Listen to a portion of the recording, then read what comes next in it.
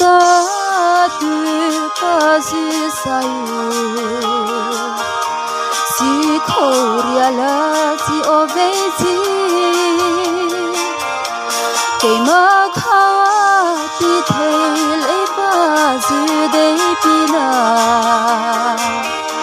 chole hela ke sa to vasana isya keila Vana Via vihara It's a chota Kauti vo Raupadu Zatariana Kautu apazunila Arutana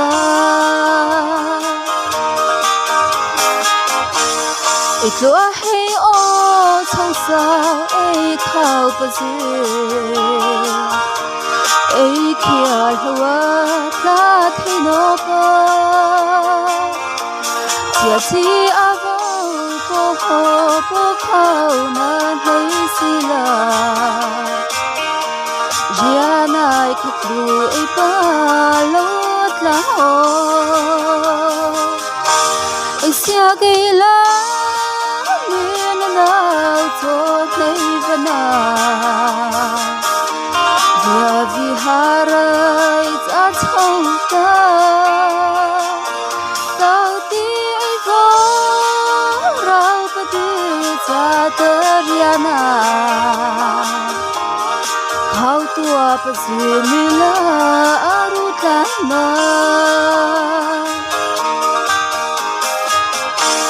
Vitale Lai o salariana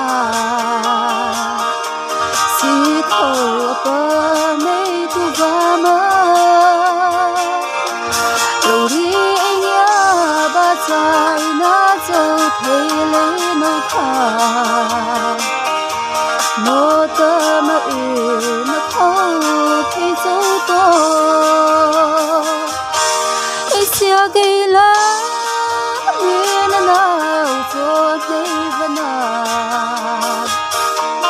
Via vihara It's a chota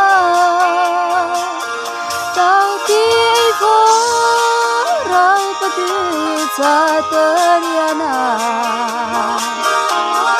Kautu apazunila Arutana